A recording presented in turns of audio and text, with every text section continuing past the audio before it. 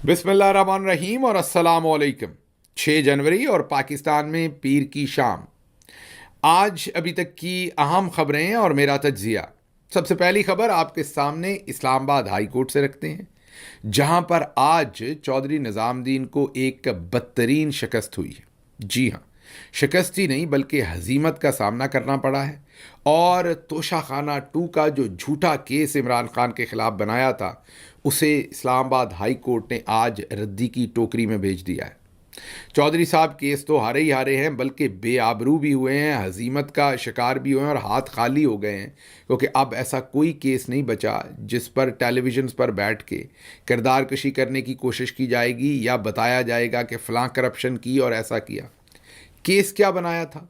Toshakhana 2 case ये था कि इमरान खान ने एक तोहफ़ा जो उन्हें बाहर से मिला पैसे देकर लिया, लेकिन तोहफ़ा तोशाखाना में जमा नहीं करवाया। अब जब अदालत ने तमाम रिकॉर्ड चेक किया तो अदालत ने कहा कि जब ये इमरान खान को तोहफ़ा मिला तो कानून ये था कि जो सरकारी महकमा है उसने तोहफ़े की एक कीमत मुकर्रर करनी है। कीमत मुकर्रर करने के बाद जिसको तोहफ़ा मिला उसके पास चॉइस है कि उसे पास रखे या कीमत देकर पास रखे या जमा करवा दे। उन्होंने कीमत देकर पास रख लिया और कीमत देने की रसीद कानून के मुताबिक तोशाखाना में जमा करवा दी। अब इन्होंने क्या किया? चौधरी साहब फेयर गेम तो खेलते नहीं, आपको पता है। इन्होंने इमरान खान को इस केस में फंसाने के लिए एक नया कानून 2023 में बनवाया। ये कानून क्या कहता था? ये कानून ये कहता था कि सिर्फ रसीद ही नहीं बल्कि तोहफ़ा भी तोशाखाना में जमा करवाना है। अब इन्होंने इमरान खान पर यह केस नहीं बनाया कि इन्हें तोहफ़ा क्यों मिला, या ये केस नहीं बनाया कि इन्होंने तोहफ़ा क्यों रखा, या ये केस नहीं बनाया कि तोहफ़े की जो कीमत थी वो कम लगी तो जिसने कम लगाई वो ज़िम्मेदार है या उनकी कोई इन्वेस्टिगेशन। ऐसा कुछ नहीं। केस ये बनाया कि इमरान खान ने तोशाखाना में गिफ्ट जमा करवाना था जो नहीं करवाया। अब जब इस्लामाबाद हाई कोर्ट ने ये केस सुना तो उन्होंने कहा कि 2018 में तो कानून ये था कि आपने रसीद जमा करवानी है, उसके पैसे जमा करवा के। वो इमरान खान ने जमा करवा दी। अब जो तोहफ़ा है वो जमा कराने का आपने कानून बनाया 2023 में। ये ऐसे ही है जैसे आजकल मोटरवे पे आप ओवर स्पीडिंग करें तो आपको एक जुर्माना है, वो 5,000 है, 10,000 है, 50,000 है। लेकिन अगर कल को पाकिस्तान की हुकूमत आज से 6 महीने बाद, साल बाद कह दे कि जो इससे ज़्यादा ओवर स्पीडिंग करेगा, मैं एग्जांपल दे रहा हूँ, उसे 5 साल की कैद देंगे, तो अब ये कानून उस दिन से आगे लागू होगा ना। जिसने पीछे ओवर स्पीडिंग की हुई है उसको तो तब यही पता था कि इतना जुर्माना है, वो इसलिए ओवर स्पीडिंग कर रहा था। अगर उसे ये पता हो कि 7-5 साल की सज़ा भी है तो वो शायद ओवर स्पीडिंग करता ही ना। तो कानून के मुताबिक, पाकिस्तान के आइन के मुताबिक, आप उस कानून को बैक डेट्स में जाके इम्प्लीमेंट करके लोगों को सज़ा नहीं दे सकते। वो रेट्रोस्पेक्टिव उसका इम्प्लीमेंटेशन नहीं हो सकता, उससे आगे ही उसकी इम्प्लीमेंटेशन होनी है। यहाँ पर तो साहब बहादुर है, आपको पता है, जो दिल करता है वो करते हैं। इन्होंने 2023 में कानून बनाया और 2018 में उसको इम्प्लीमेंट कर दिया। जो जज साहब थे जिन्होंने इमरान खान को इसमें सज़ा सुनाई, आज हाई कोर्ट ने कहा कि कैसा जज है, इसने देखा नहीं कि कानून तो 2023 में बना, उसे जानबूझकर इम्प्लीमेंट 2018 में, मतलब कानून बनाया ही ऐसा गया जानबूझ के ताकि इमरान खान पर यह केस बनाया जा सके। तो अदालत ने कहा ये पीछे तो इसका इम्प्लीमेंटेशन हो ही नहीं सकती थी। और 2018 में जब इमरान खान ने रसीद जमा करवाई पैसे देकर तो बिल्कुल कानून के मुताबिक था, ये केस उन पर नहीं बनता था। और अगर आपने ये केस बनाना था कि तोहफे की कीमत कम लगी तो आपने तो ये केस बनाया ही नहीं। अगर बनाना था तो ये केस बनाते कि तोहफा महंगा था और तोहफे की कीमत कम लगी, तो फिर जिन्होंने लगाई उनको भी इन्वेस्टिगेट करते, इमरान खान को भी करते। ये केस तो आपने बनाया ही नहीं। और फिर उन्होंने ये भी कहा कि आपने 4 महीने तक इमरान खान जेल में आपकी कस्टडी में रहे, आपने एक दफ़ा, एक दिन, एक सवाल जाके नहीं पूछा। मीन आपने कोई इन्वेस्टिगेशन नहीं की। इसका मतलब ये कि ये पूरे का पूरा केस जो है वो सवाए पॉलिटिकल विक्टिमाइजेशन के और कुछ नहीं था। इस्लामाबाद हाई कोर्ट ने आज इस केस को उठा के रद्दी की टोकरी में फेंक दिया। अब आपको समझ आ रही होगी कि जो रोज़ हम आपको बताते हैं कि इस्लामाबाद हाई कोर्ट और लाहौर हाई कोर्ट और दूसरी हाई कोर्ट्स के अंदर ये अपने जजेस लगाना चाह रहे हैं। अब जो इस्लामाबाद हाई कोर्ट है उसमें इनके पास एक ही जज हैं और वो जस्टिस आमिर फ़ारूक हैं जो चीफ़ जस्टिस हैं, और उनके बारे में इमरान खान पहले ही कह चुके हैं को मेरे केसेस ना सुने, और इनके पास कोई जजेस ऐसे नहीं हैं जिन्हें पूरी तरीके से ये मनूवर करके अपनी मर्ज़ी के फ़ैसले ले सकें। इसीलिए ये 190 मिलियन वाले केस का फ़ैसला नहीं सुना रहे, ताकि पहले जजेस लगा लें supreme court Islamabad high court के अंदर, और फिर उसका फ़ैसला सुनाएं, ताकि जैसे आज इस्लामाबाद हाई कोर्ट ने इस केस को उठा के रद्दी की टोकरी में फेंका है, वो केस भी कहीं रद्दी की टोकरी की नज़र ना हो जाए।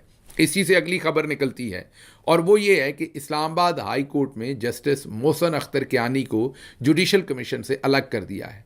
हर जगह पर 16-16, 17-17 मेंबर्स हैं जुडिशल कमीशन के जो जजेस का हिसाब लगाएंगे। मेरा ख्याल हर जगह पे 17 हैं। इस्लामाबाद हाई कोर्ट में उन मेंबर्स को 16 की तादाद में रखा गया है। जो सीनियर तरीन जज हैं वो हर जगह पर, सेकंड सीनियर जो जज हैं वो तमाम हाई कोर्ट्स में जुडिशल कमीशन के मेंबर हैं, सवाए इस्लामाबाद हाई कोर्ट में। यहाँ पर जस्टिस कियानी को बाहर रखने के लिए ये खसूसी इंतज़ाम चौधरी निज़ामुद्दीन साहब ने किया है, ताकि वो अपनी मर्ज़ी के जजेस, जज दिलावर, जज शाहरुख अर्जुमंद, इस तरह के लोगों को वो जजेस बनवा सकें, और उसके लिए अब जस्टिस मोहसिन अख्तर कियानी को उस जुडिशल कमीशन में से बाहर रखा गया है। तो ये एक और आपको वजह बताता है कि किस तरीके से अदालतों पर चौधरी निज़ामुद्दीन अपना पूरा कब्ज़ा रखना चाहते हैं, और कब्ज़ा रख के वहाँ से अपनी मर्ज़ी के फ़ैसले लेना चाहते हैं। अब चलते हैं हम अगली खबर की तरफ, और अगली खबर आज इमरान खान साहब की अडयाला जेल में बातचीत है। एक तो उन्होंने एक ऐसा लफ्ज़ कहा है जो अभी पाकिस्तान की जो यंगर जनरेशन है उनमें से बहुत सारों को पता नहीं चल रहा कि वो क्या है। कहने को तो वो आज शहबाज शरीफ को जनरल आसिम मुनीर का चपरासी कह सकते थे, मुलाजिम कह सकते थे, खिदमत गुजार कह सकते थे, लेकिन उन्होंने जानबूझकर बहुत ही फ़ौजी टर्म इस्तेमाल की, और उन्होंने ये कहा कि शहबाज शरीफ असल में जनरल आसिम मुनीर का अर्दली है।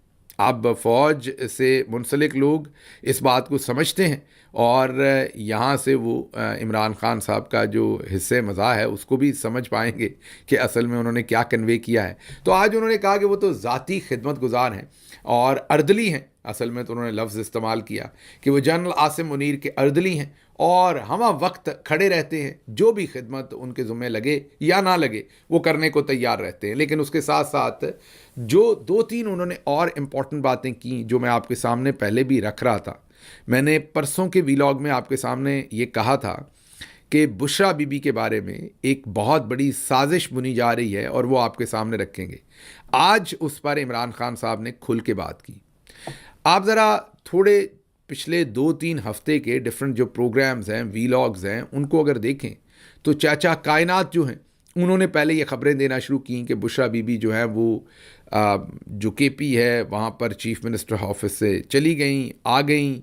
फिर ये ख़बरें मुन्ने मुनीब और दूसरों से दिलवानी शुरू की गई कि बुशरा बीबी जो है वो डील कर रही हैं। फिर कुछ और लोगों से ख़बरें दिलवाना शुरू की गई कि बुशरा बीबी जो है वो सरकारी गाड़ियाँ इस्तेमाल करती हैं, सरकारी वहाँ पर रिसोर्सेज इस्तेमाल होते हैं। फिर ख़बरें दिलवाई गई कि अली अमीन गंडापुर अब बहुत नाराज़ हो गए हैं बुशरा बीबी से, और वो बहुत उनसे कता तल्लकी करना चाहते हैं क्योंकि वो रिसोर्सेज इस्तेमाल कर रही हैं।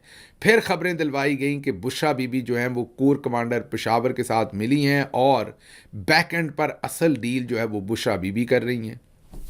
फिर ये खबर फैलाई गई कि बुशरा बीबी आईएसआई के लोगों से भी मिली हैं और बैक एंड पर वही डील कर रही हैं।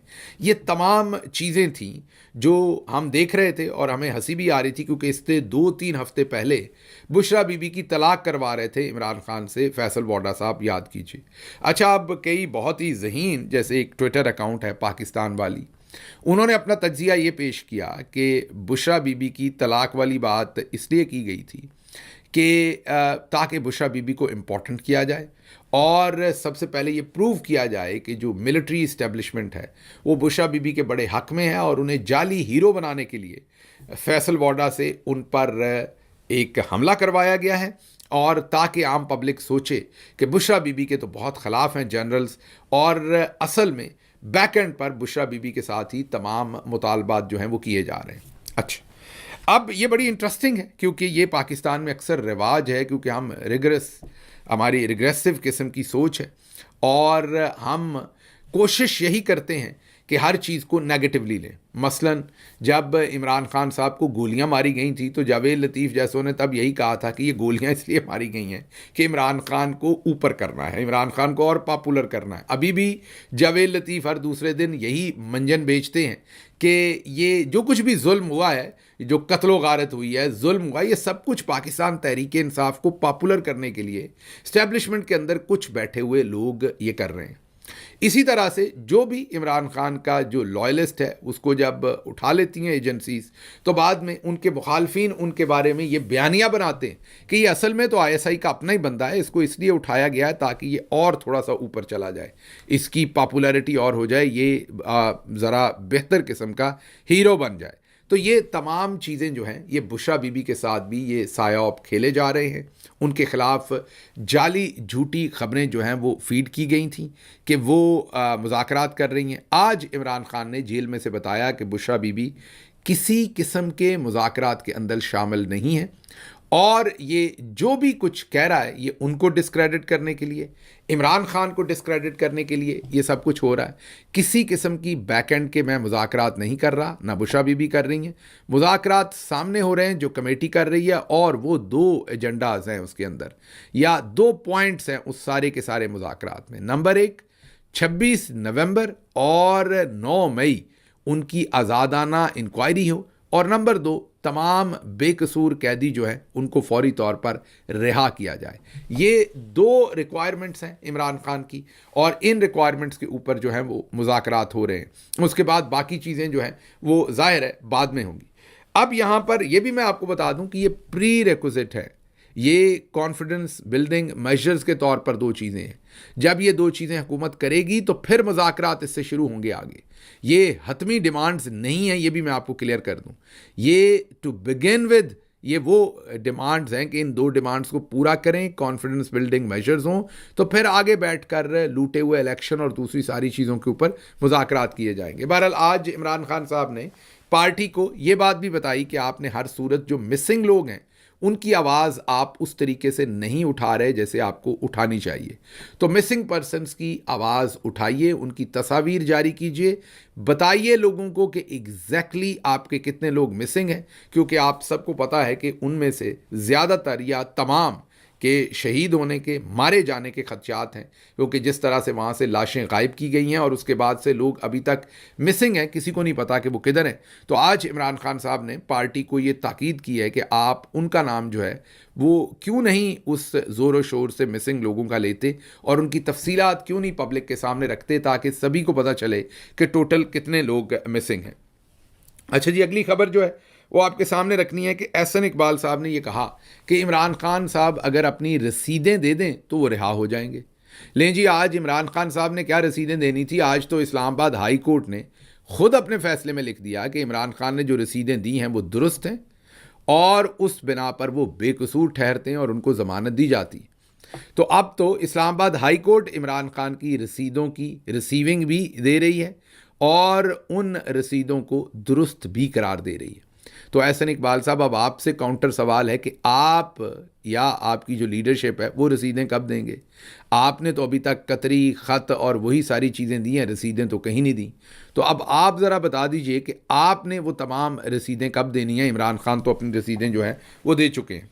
अच्छा जी, अगली खबर आपके सामने रखेंगे और वो है कि ख्वाजा आसिफ साहब ने एक नया पैंतरा बदला है और दूसरे दिन करते हैं कोई ना कोई बात। उन्होंने कहा है कि ज़ियाउल हक के ज़माने से पाकिस्तान को, पाकिस्तान की जो अवाम थी, नौजवान थे, उन्हें जाली तारीख़ पढ़ाई गई है। उन्हें तारीख़ ऐसी पढ़ाई गई जिसमें शिद्दत पसंदी, इस्लामी इंतहा पसंदी, ये लफ्ज़ उनके नहीं हैं लेकिन मतन उनका कहने का ये वो पढ़ाया गया। तो पाकिस्तानियों को दुरुस्त तारीख़ पढ़ाने की ज़रूरत है। पहली दफ़ा है शायद जिस पर मैं ख्वाजा साहब से अग्री करूँगा, ये बात उनकी बिल्कुल दुरुस्त है। जनरल ज़ियाउल हक और उनके वक्त के बाद पाकिस्तानियों, पहले भी वैसे तो जनरल अयूब और जनरल याया, उस ज़माने में भी जो तारीख़ थी वो गलत ही पढ़ाई गई, पाकिस्तानियों को सच नहीं बताया गया। लेकिन जनरल ज़िया साहब ने तो फिर बिल्कुल ही 4 चांद लगा दिए सारी बात को। तो यहाँ मैं ख्वाजा आसिफ साहब से इस बात पर मुत्तफ़िक हूँ। लेकिन अब मैं अगली एक और मुसीबत में पड़ गया हूँ। मुसीबत ये है कि ख्वाजा साहब चाहते हैं कि तारीख़ दुरुस्त पढ़ाई जाए, अब जब तारीख दुरुस्त पढ़ाई जाएगी तो उसमें एक चैप्टर आपके वालिद मोहतरम का भी आएगा, जो किचन कैबिनेट का, जी मैं दोबारा ये लफ्ज़ इस्तेमाल कर रहा हूँ, किचन कैबिनेट का, वो किचन कैबिनेट का हिस्सा थे ज़ियाउल हक की, आपके वालिद भी और एहसन इकबाल की वालदा भी। तो आप लोग उनकी किचन कैबिनेट का हिस्सा थे। तो अगर ज़ियाउल हक के ज़माने में ये सारे जराइम हुए हैं तो फिर आप और आपके ख़ानदान तो उन जराइम के बेनिफिशरी भी हैं और शामिलो मलजूम भी हैं। तो फिर आपका क्या किया जाए? मतलब आपको तारीख़ तो दुरुस्त पढ़ानी है, लेकिन उस तारीख़ के आपको तारीख़ तो दुरुस्त पढ़ानी है, लेकिन उस तारीख़ के बदले में जो सियासी गंद या जो माशरती गंद यहाँ फैला, उसकी ज़िम्मेदारी किसने लेनी है?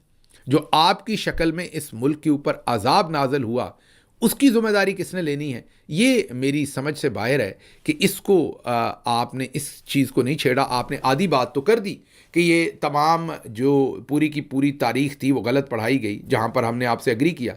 लेकिन अगर वाकई दुरुस्त तारीख़ पढ़ा दी तो फिर आपका कच्चा चिट्ठा तो पूरा ही खुल जाएगा, क्योंकि ये नवाज शरीफ भी तो तभी वारद हुए सियासत में 80 की दिहाई में, जब ये सब कुछ पढ़ाया गया, जब पाकिस्तान के पूरे स्ट्रक्चर को डिसमेंटल किया गया, लोगों की सोच को एक पस्ती की तरफ लेकर जाया गया, तो उसी वक्त तो नवाज शरीफ नामी इंजेक्शन लगाया गया, उसी वक्त तो आप सब, आपके वालिदैन और आप तमाम लोगों को लॉन्च किया गया, और आप तमाम लोग उसी गलत पढ़ाई हुई तारीख के ही तो बेनिफिशरी हैं। तो फिर आपके साथ क्या करना है, आपका हल क्या करना है, ये हमारी समझ से बाहर है कि आप अपना हल क्या करवाना चाहेंगे। अच्छा जी, अगली खबर आपके सामने रखेंगे। आसमा शराजी साहबा ने एक व्लॉग किया। व्लॉग उनका खैर कोई 100-200 बंदा ही देखता है, सबको पता है कि वो उसमें क्या करती हैं, या वीडियो की या व्लॉग किया, जो भी आपने कहना है। उसमें उन्होंने झूठा बयानिया दिया कि इमरान खान जो है वो मुकम्मल तौर पर डील कर चुके हैं और सौदेबाजी कर चुके हैं, क्योंकि आपको पता है वो नून लीग के घर की जर्नलिस्ट हैं, वो जो उन्होंने कहना है वो बोल देती हैं। जर्नलिस्ट भी ऐसे ही, मैंने अजरा तफन्ननी कह दिया है। अब आसमा शराजी साहबा ने ये वीडियो जब जारी की तो पूरी नून लीग ने और नून लीग के बड़े मोतबर नामों ने इस वीडियो के ऊपर इमरान खान लेट गया लिखकर इसको हर जगह पर शेयर किया।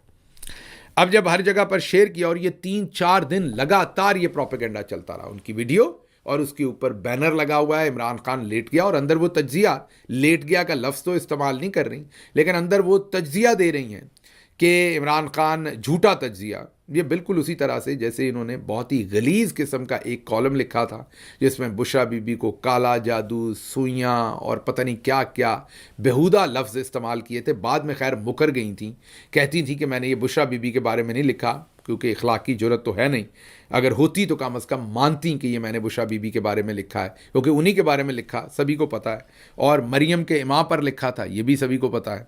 बहरहाल अभी ये 3-4 दिन बड़ा इन्जॉय करती रहीं कि मेरा वो कंटेंट वायरल हो रहा है, पूरी नून लीग उसे इमरान खान लेट गया लिखकर वायरल कर रही है, और बड़ी खुश। इन्होंने एक दफ़ा भी 3 से 4 दिनों में उसकी तरदीद नहीं की। कल अब से कोई 18 घंटे पहले मैंने उसी स्क्रीनशॉट को ट्वीट किया। अब जैसे ही ट्वीट किया तो आसमा शराजी साहबा तो फड़क उठी। उन्होंने कहा कि आपने तो ये झूठा स्क्रीनशॉट लगा दिया है, और मैंने तो लफ्ज़ इस्तेमाल नहीं किया लेट किया। अच्छा, लफ्ज़ लेट नहीं इस्तेमाल किया, बाकी सब कुछ गलाजत वही थी उसके अंदर के डील हो रही है, मान गए हैं और बिल्कुल वो जो है गिव अप कर गए हैं। बाकी सब वही जहर था जो नून लीग उगलती है, वो इनके मुंह से उगला जा रहा था। खैर उसके ऊपर बड़ा शदीद मेरे ऊपर अटैक किया, आप में गैरत नहीं है, आपको ये बात नहीं करनी चाहिए। खैर मैंने तो जैसे ही वो पता चला कि लेट गया का लफ्ज़ नहीं, तो मैंने उस लेट गए के लफ्ज़ को डिलीट कर दिया और कहा कि अब आप मुझे जवाब दें कि ये 3-4 दिन से ट्विटर पर वायरल है और आपके अपने लगते लेते इसे शेयर कर रहे हैं, तो तब आपने क्यों नहीं बताया कौम को कि ये मैंने लफ्ज़ लेट गया नहीं कहा। तो ये वो सरकारी हाजन है, याद कीजिए, जिन्होंने सरकारी हज किया था और फिर बड़े दबंग तरीके से कहा था कि मुझे कोई शर्मिंदगी नहीं। ये सरकारी हज वो होता है जो नादार, गरीबों, यतीमों, बेवाओं का कोटा होता है, उसके ऊपर इन्होंने सरकारी हज किया था। मतीउल्लाह जान साहब ने जब इनका इंटरव्यू किया था तो इन्होंने बबांगे धोल कहा था कि हाँ किया है और मुझे कोई शर्मिंदगी नहीं, मैंने कौन सा प्लॉट लिया है, मैंने हज ही किया है। ये कैसे लोग हैं, मैं आपको अगली एग्जाम्पल दे देता हूँ। आसमा शराजी साहबा जैसे लोग कैसे हैं। आज लाहौर से एक ख़बर है कि लोगों ने अपने मुखालफिन के 2 लोगों को कत्ल करवाने के लिए जो मुआवजा अदा किया वो उम्रे के 2 टिकट दिए। जी हाँ, आप दुरुस्त सुन रहे हैं, 2 भाइयों को कत्ल करवाया है लाहौर के अंदर और अपने मुखालफिन को कत्ल करवाने के लिए उम्रे के 2 टिकट दिए हैं। अब सोचें, उस कातिल ने, जिसने उम्रे के टिकट लिए हैं, वो कत्ल कर रहा है और उसके ख्याल में उसका उम्रा जो है वो कबूल हो जाएगा। इस खबर पर तफसील से बहस बाद में करेंगे, लेकिन यहाँ आपको बताएं कि आसमा शराजी अकेली नहीं है जिनको लगता है कि प्लॉट रिश्वत में लेना या प्लॉट लेना रिश्वत के तौर पर तो बहुत बुरा है, लेकिन हज करना सरकारी तौर पर एक रिश्वत के तौर पर वो दुरुस्त है, उसमें कोई मसला नहीं। ये बिल्कुल ऐसे ही है जैसे आज की खबर है कि 2 भाइयों को उसने कत्ल कर दिया और बदले में मुआवजे में कत्ल करने की कीमत जो है वो उम्रे के 2 टिकट वसूल किए हैं। ये हमारी ओवरऑल इखलाकी पोजीशन है। मुझे यहाँ से इजाज़त दीजिए। अल्लाह आपका हामी और नासिर हो। पाकिस्तान जिंदाबाद।